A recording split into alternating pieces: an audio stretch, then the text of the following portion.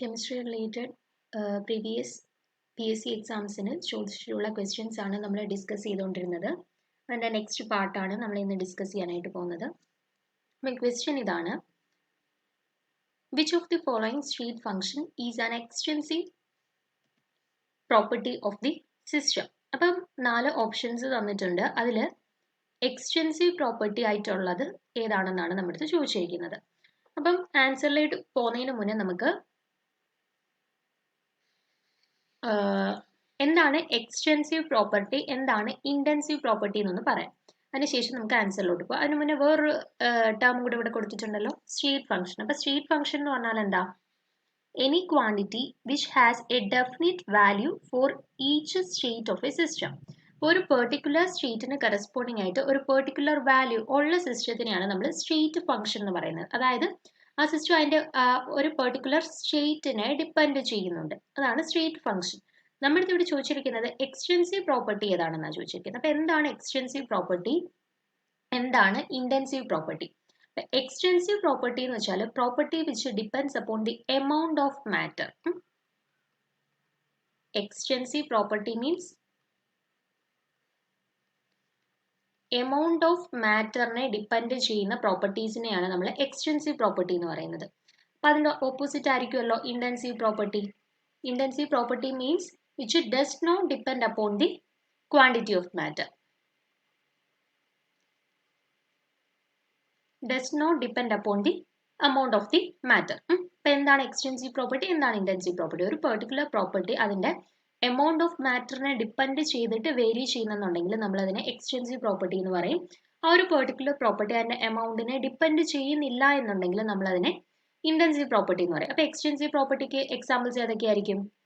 Mass, volume, size, അതൊക്കെ extensive പ്രോപ്പർട്ടിയാണ്. അതുപോലെ തന്നെ എക്സ്റ്റെൻസീവ് സ്റ്റേറ്റ് ഫംഗ്ഷൻസിന് എക്സാമ്പിളായിട്ട് നമുക്ക് പറയാം internal energy, then enthalpy, heat capacity, entropy, Gibbs free energy. ഇതെല്ലാം എക്സ്റ്റെൻസീവ് പ്രോപ്പർട്ടിയാണ്. കാരണം ഇതെല്ലാം എമൗണ്ട് ഓഫ് മാറ്ററിനെ ഡിപ്പെൻഡ് ചെയ്യുന്ന പ്രോപ്പർട്ടീസ് ആണ്. അപ്പോൾ intensive property means amount of substance അല്ലെങ്കിൽ എമൗണ്ട് ഓഫ് മാറ്ററിന് ഇൻഡിപെൻഡൻ്റ് ആയിട്ടുള്ള പ്രോപ്പർട്ടീസ് ആണ് ഇൻറ്റൻസീവ് പ്രോപ്പർട്ടി. അപ്പോൾ അതിൻ്റെ എക്സാമ്പിൾ ഏതെന്നൊക്കെ നമുക്ക് പറയാനായിട്ട് പറ്റും. പ്രഷർ പറയാം, ടെമ്പറേച്ചർ പറയാം, ഡെൻസിറ്റി പറയാം, ദെൻ ബോയിലിംഗ് പോയിന്റ് പറയാം, കളർ പറയാം, മെൽറ്റിംഗ് പോയിന്റ് പറയാം. അതെല്ലാം എമൗണ്ട് ഓഫ് സബ്സ്റ്റൻസിനെ ഡിപ്പെൻഡ് ചെയ്യുന്നില്ല. അതുകൊണ്ട് അതൊക്കെ ഇൻറ്റൻസീവ് പ്രോപ്പർട്ടീസ് ആണെന്ന് പറയാം. അപ്പോൾ നോക്കിയേ, നമ്മുടെ ഇവിടെ ക്വസ്റ്റ്യനിൽ ചോദിച്ചിരിക്കുന്ന എക്സ്റ്റെൻസീവ് പ്രോപ്പർട്ടിക്ക് എക്സാമ്പിൾ ഏതാണെന്ന്. അപ്പോൾ option temperature, volume, viscosity, refractive index. അപ്പോൾ ഈ 4 എക്സാമ്പിൾസിനകത്ത് എമൗണ്ട് ഓഫ് സബ്സ്റ്റൻസിനെ ഡിപ്പെൻഡ് ചെയ്യുന്ന ഫാക്ടർ ഏതാ? വോളിയം അല്ലേ? വോളിയം നമ്മളിവിടെ പറഞ്ഞു, വോളിയം എന്ന് പറയുന്നത് എമൗണ്ട് ഓഫ് സബ്സ്റ്റൻസിനെ ഡിപ്പെൻഡ് ചെയ്യുന്ന ഒരു ഫാക്ടർ ആയതുകൊണ്ട് തന്നെ എക്സ്റ്റെൻസീവ് പ്രോപ്പർട്ടി ആണെന്ന്. സോ ഈ കേസിൽ എക്സ്റ്റെൻസീവ് പ്രോപ്പർട്ടിക്ക് എക്സാമ്പിൾ ഏതാണ്? വോളിയം. അപ്പോൾ എന്താണ് എക്സ്റ്റെൻസീവ് പ്രോപ്പർട്ടി, എന്താണ് ഇൻറ്റൻസീവ് പ്രോപ്പർട്ടി എന്ന് അറിഞ്ഞിരിക്കുക. അത് വെച്ചിട്ട് തന്നിരിക്കുന്ന ഓപ്ഷനിൽ നിന്ന് എമൗണ്ട് ഓഫ് സബ്സ്റ്റൻസിനെ ഡിപ്പെൻഡ് ചെയ്യുന്ന പ്രോപ്പർട്ടി ഏതാണ്, ഡിപ്പെൻഡ് ചെയ്യാത്ത പ്രോപ്പർട്ടി ഏതാണെന്ന് തിരിച്ചറിഞ്ഞിട്ട് ഇങ്ങനത്തെ ക്വസ്റ്റ്യൻ ആൻസർ ചെയ്യാനായിട്ട് നോക്കാം. അടുത്ത ക്വസ്റ്റ്യനിലോട്ട് പോകാം. The shift of an absorption maximum towards longer wavelength. Longer wavelength സൈഡിലോട്ടുള്ള ഷിഫ്റ്റിനെ വിളിക്കുന്ന പേരാണ് ചോദിച്ചിരിക്കുന്നത്. അപ്പോൾ ഓപ്ഷൻസ് 4 തന്നിട്ടുണ്ട്. Hypsochromic shift, bathochromic shift, hyperchromic shift, hypochromic shift. അപ്പോൾ ആൻസറിലോട്ട് പോകുന്നതിന് മുന്നേ ഈ 4 ടേംസ് എന്താണെന്ന്, ഓപ്ഷനിൽ കൊടുത്തിരിക്കുന്ന 4 ടേംസ് എന്താണെന്ന് നമുക്ക് പറയാം. അതിനുശേഷം നമുക്ക് ആൻസറിലോട്ട് പോകാം. ഫസ്റ്റ് പറഞ്ഞിരിക്കുന്ന ഓപ്ഷൻ എന്താ? ഹിപ്സോക്രോമിക് ഷിഫ്റ്റ് അല്ലേ?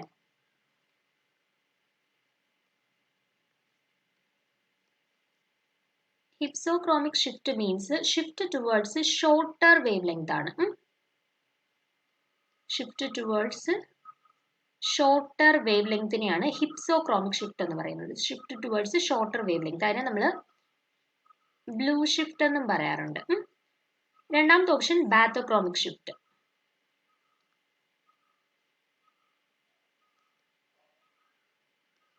ബാത്തോക്രോമിക് shift means shift towards longer wavelength ആണ്. ലോങ്ങർ വേവ് ലെങ്ത്തിലോട്ടുള്ള ഷിഫ്റ്റിനെയാണ് ബാത്തോക്രോമിക് ഷിഫ്റ്റ് എന്ന് പറയുന്നത്. ലോങ്ങർ വേവ് ലെങ്ത്തിലോട്ട് ആയതുകൊണ്ട് തന്നെ നമ്മൾ ഇതിനെ റെഡ് ഷിഫ്റ്റ് എന്ന് പറയും. പുറത്ത് വെച്ചാൽ ഷോർട്ടർ വേവ് ലെങ്ത്തിലോട്ടുള്ളതിനെ നമ്മൾ ബ്ലൂ ഷിഫ്റ്റ് എന്ന് പറയും. ഷോർട്ടർ വേവ് ലെങ്ത്തിന് കറസ്പോണ്ടിങ് ആയിട്ടുള്ള കളർ ബ്ലൂ അല്ലേ? അതുപോലെ ലോങ്ങർ വേവ് ലെങ്ത്തിന് കറസ്പോണ്ടിങ് ആയിട്ടുള്ളത് റെഡ് അല്ലേ? സോ ലോങ്ങർ വേവ് ലെങ്ത്തിലോട്ടുള്ള ഷിഫ്റ്റ് അല്ലെങ്കിൽ ബാത്തോക്രോമിക് ഷിഫ്റ്റിനെ നമ്മൾ റെഡ് ഷിഫ്റ്റ് എന്നും പറയാറുണ്ട്. ഇനി മൂന്നാമത്തെ ടേം എന്താ? ഹൈപ്പർക്രോമിക് shift.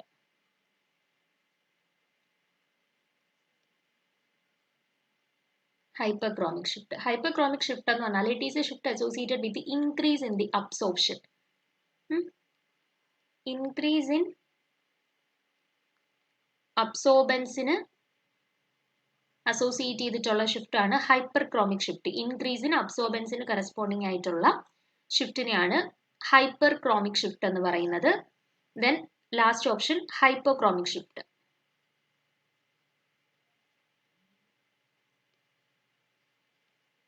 Hypochromic shift means decrease in അബ്സോർബൻസിന് കറസ്പോണ്ടിങ് ആയിട്ടാണ്. ഡിക്രീസ് ഇൻ അബ്സോർബൻസിന് കറസ്പോണ്ടിങ് ആയിട്ടുള്ള ഷിഫ്റ്റ് ആണ് ഹൈപ്പോക്രോമിക് ഷിഫ്റ്റ്. അപ്പം 4 ടേംസും പഠിച്ചു വെച്ചിരിക്കുക. ഏതെങ്കിലുമൊക്കെ അങ്ങോട്ടും ഇങ്ങോട്ടും മാറി ചോദിക്കാം.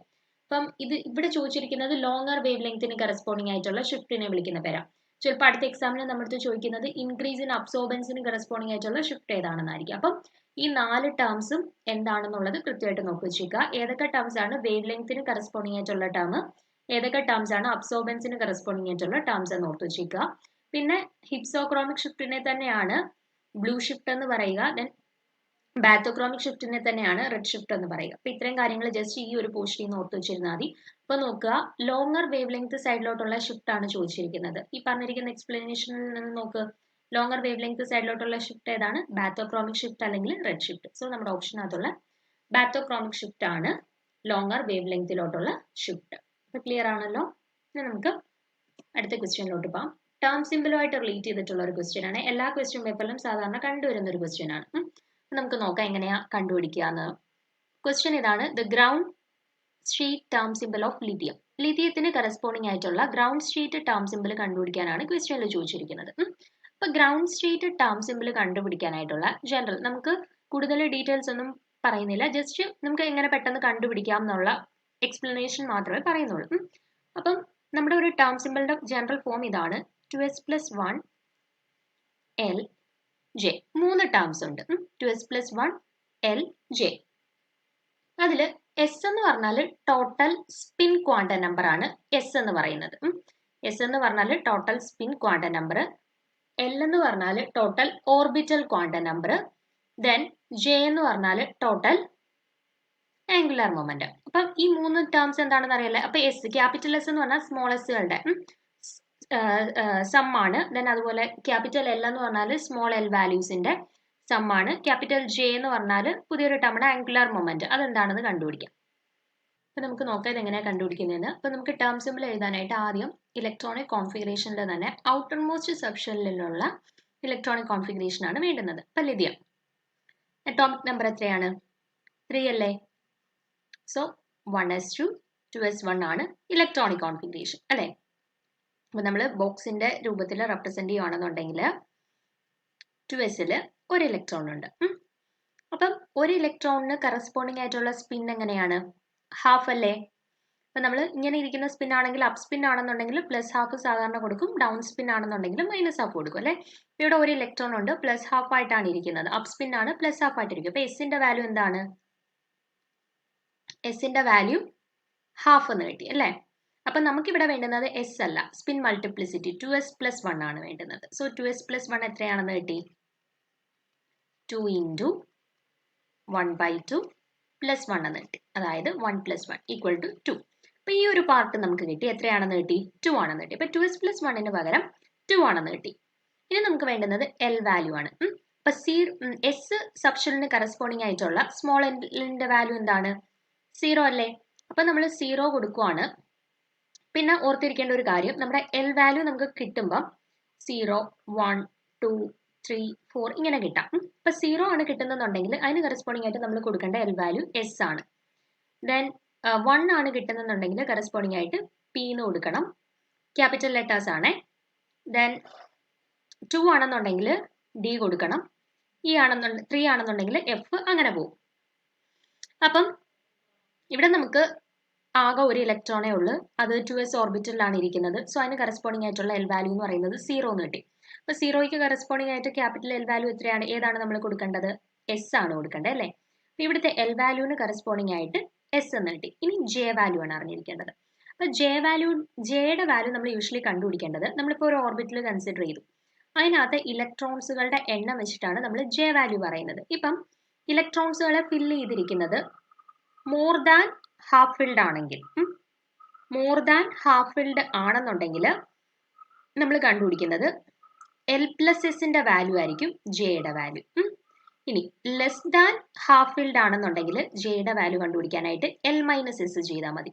അതുപോലെ ഹാഫ് ഫിൽഡ് ആണെന്നുണ്ടെങ്കിൽ ജെയുടെ വാല്യൂ എന്ന് പറഞ്ഞാൽ എസിന്റെ വാല്യൂ തന്നെ എടുത്താൽ മതി. എക്സാമ്പിൾ പറയുമ്പോൾ ഒന്നും കൂടെ ക്ലിയർ ആവും. അപ്പൊ ഈ കേസിൽ നോക്ക്, എസിൽ മാക്സിമം 2 ഇലക്ട്രോണിനെയാണ് ഒക്കുപ്പൈ ചെയ്യാൻ പറ്റുന്നത്. ഇവിടെ 1 ഇലക്ട്രോണേ ഉള്ളത്, അതായത് ഹാഫ് ഫിൽഡ് ആയിട്ടാണ് ഇതിരിക്കുന്നത് അല്ലേ. ഹാഫ് ഫിൽഡ് ആയിട്ടാണ് ഇരിക്കുന്നുണ്ടെങ്കിൽ നമ്മൾ പറഞ്ഞു ജെയുടെ വാല്യൂവിന് പകരം എന്തിന്റെ വാല്യൂ കൊടുത്താൽ മതി, എസിന്റെ വാല്യൂ കൊടുത്താൽ മതി. ഇവിടെ നമുക്ക് എസിന്റെ വാല്യൂ എത്രയാണെന്നായിരുന്നു കിട്ടിയത്, 1 ഇലക്ട്രോൺ അല്ലേ ഉള്ളു, പ്ലസ് ഹാഫ് ആയിട്ടല്ലേ കിട്ടിയത്. സോ നമുക്ക് ജെയുടെ സ്ഥാനത്ത് എന്തെന്ന് കൊടുക്കാം, ഹാഫ് എന്ന് കൊടുക്കാം, അതായത് 2s 1/2. അപ്പൊ അതിന് കറസ്പോണ്ടിങ് ആയിട്ടുള്ള ഓപ്ഷൻ ബി അല്ലേ. സോ നമ്മുടെ ആൻസർ 2s 1/2 എന്ന് കിട്ടി. നമുക്ക് വേറെ 1-2 എക്സാമ്പിൾസ് കൂടെ എടുത്ത് നോക്കാം ക്ലിയർ ആവാനായിട്ട്. ഇപ്പം ഫ്ലൂറിനാണെന്ന് വെച്ചോ എൻ്റെ കയ്യിലുള്ള, അതിന്റെ ഗ്രൗണ്ട് ടേം സിമ്പിൾ ആണ് കണ്ടുപിടിക്കേണ്ടത്. അപ്പം ഇലക്ട്രോണിക് കോൺഫിഗറേഷൻ നമുക്കറിയാം 9 അല്ലേ എന്താ അറ്റോമിക് നമ്പർ. അപ്പൊ electronic configuration 1s2 2s2 2p5 അല്ലേ. അപ്പൊ ഇനി നമുക്ക് ടേം സിമ്പിൾ കണ്ടുപിടിക്കാം. അപ്പം 2p ആവുമ്പോഴത്തേനും 3p ഓർബിറ്റൽസ് ആണുള്ളത് അല്ലേ, 5 ഇലക്ട്രോൺസ് ആണുള്ളത്. അപ്പം 1 2 3 4 5 5 ഇലക്ട്രോൺസ് ഒക്കുപ്പൈ ചെയ്തു. ഇനി നമുക്ക് എസ് വാല്യൂ കണ്ടുപിടിക്കാം. ഓക്കെ, അപ്പൊ ഈ പ്ലസ് എസ് വാല്യൂ കണ്ടുപിടിക്കാനായിട്ട് സ്പിൻ എല്ലാം കൂടെ ആഡ് ചെയ്യല്ലേ ചെയ്യുന്നത്, ടോട്ടൽ സ്പിൻ കണ്ടുപിടിക്കാനായിട്ട്. അപ്പൊ plus half minus half cancel ആയി, ഇവിടുത്തെ plus half minus half cancel ആയി, പിന്നെ സ്പിൻ എത്രയേ ഉള്ളൂ, ഹാഫേ ഉള്ളൂ അല്ലേ. അപ്പൊ എസിന്റെ വാല്യൂ നമുക്ക് എത്രയെന്ന് കിട്ടി, ഹാഫ് എന്ന് കിട്ടി. നമുക്ക് എസിന്റെ വാല്യൂ ആണോ വേണ്ടുന്നത്, നമ്മുടെ ഫോം 2s + 1 LJ, നമുക്ക് 2s + 1 സ്പിൻ മൾട്ടിപ്ലിസിറ്റി ആണ് വേണ്ടുന്നത്. അപ്പൊ 2s + 1 = 2 × half + 1, ദാറ്റ് ഈസ് 1 + 1 = 2 എന്ന് കിട്ടി. അപ്പൊ ഈ 2s + 1 പകരം നമുക്ക് 2 എന്ന് കൊടുക്കാന്ന് കിട്ടി. ഇനി എൽ വാല്യൂ കണ്ടുപിടിക്കണം അല്ലെ. എസിന്റെ കേസിലാന്ന് പറഞ്ഞാൽ ഒരു ഓർബിറ്റിൽ മാത്രമേ ഉള്ളൂ, അതിന് കറസ്പോണ്ടിങ് ആയിട്ടുള്ള സ്മോൾ എൽ വാല്യൂ എന്ന് പറഞ്ഞാൽ 0 ആയിരുന്നു. അപ്പൊ 3 ഓർബിറ്റിൽ വരും പിയുടെ കേസിൽ. അപ്പൊ നമ്മൾ നോർമലി എടുക്കുന്നത് പി 0 1 -1 തിരിച്ചും കൊടുക്കാറുണ്ട് ചിലടത്ത്, -1 1 എന്ന് കൊടുക്കുക. അപ്പൊ എങ്ങനെ എടുത്താലും നമ്മൾ മോഡുലസ് ഓഫ് ഫൈനൽ എടുക്കുന്നത്. സോ വ്യത്യാസം ഒന്നും വരത്തില്ല, ഇവിടെ 1 ഇവിടെ -1 അല്ലെങ്കിൽ ഇവിടെ -1 ഇവിടെ 1 കൊടുത്തു എന്ന് പറഞ്ഞിട്ട് വ്യത്യാസം ഒന്നും വരത്തില്ല. ലാസ്റ്റിൽ നമ്മൾ മോഡുലസ് എടുക്കുന്നത്. ഇനി എൽ വാല്യൂ നോക്കേ, ഇവിടുത്തെ എൽ വാല്യൂ നോക്കുക, 1-നകത്ത് 2 എണ്ണം ഉണ്ട് അല്ലേ. അപ്പം 1 + 1 ദെൻ 0-ക്കകത്ത് 2, അപ്പൊ ടോട്ടൽ 0. ദെൻ -1-നകത്ത് ഒരെണ്ണം, അപ്പൊ -1. അപ്പൊ ടോട്ടൽ എൽ വാല്യൂ എത്രയാണെന്ന് കിട്ടി, 1 + 1 2 2 - 1 = 1 എന്ന് കിട്ടി. ഇപ്പൊ എൽ വാല്യൂ എന്ന് പറഞ്ഞാൽ 1. എല്ലിന് 1 ആണെങ്കിൽ കറസ്പോണ്ടിങ് ആയിട്ടുള്ള വാല്യൂ എത്രയാണെന്ന് നമ്മൾ പറഞ്ഞു. ഓക്കെ, എല്ലിന് 0 ആണെന്നുണ്ടെങ്കിൽ എസ്, എല്ലിന് 1 ആണെന്നുണ്ടെങ്കിൽ കറസ്പോണ്ടിങ് ആയിട്ട് ക്യാപിറ്റൽ പി ആണ് കൊടുക്കേണ്ടത്. അപ്പൊ എൽ വാല്യൂ എന്ന് പറയുന്നത് പി ആണെന്ന് കിട്ടി. അപ്പൊ ക്ലിയർ ആണോ എങ്ങനെയാണെന്ന്. നമുക്ക് 1 0 -1 എന്നാണ് കൊടുക്കുന്നത്. അപ്പൊ ഓരോന്നിനകത്ത് എത്ര ഇലക്ട്രോൺസ് ഉണ്ടോ അത് വെച്ചിട്ട് ആ വാല്യൂ എൽ വാല്യൂ വെച്ചിട്ട് മൾട്ടിപ്ലൈ ചെയ്യണം. ഇവിടെ 2 × 1 അതായത് 2 പ്ലസ് 0 × 2 = 0 മൈനസ് 1 × 1 1. ഇപ്പൊ 2 - 1 = 1 എന്ന് കിട്ടി. അങ്ങനെ നമുക്ക് ക്യാപിറ്റൽ എൽ വാല്യൂ 1 എന്ന് കിട്ടി. ദെൻ 1-ന് കറസ്പോണ്ടിങ് ആയിട്ടുള്ള എൽ വാല്യൂ പി ആണ്. So capital P. Then J value കണ്ടുപിടിക്കണം. നമ്മൾ പറഞ്ഞായിരുന്നു ഇവിടെ എന്ന് പറഞ്ഞാൽ നോക്കേ, മോർ ദാൻ ഹാഫ് ഫിൽഡ് ആണ് അല്ലെ. 3 ഇലക്ട്രോൺ ആയിരുന്നെന്നുണ്ടെങ്കിൽ ഹാഫ് ഫിൽഡ്, 2 ഇലക്ട്രോൺ ആണെങ്കിൽ ലെസ് ദാൻ ഹാഫ് ഫിൽഡ് എന്ന് പറയും. ഇവിടെ 5 ഇലക്ട്രോൺ, അതായത് more than half filled electrons ഉണ്ട്.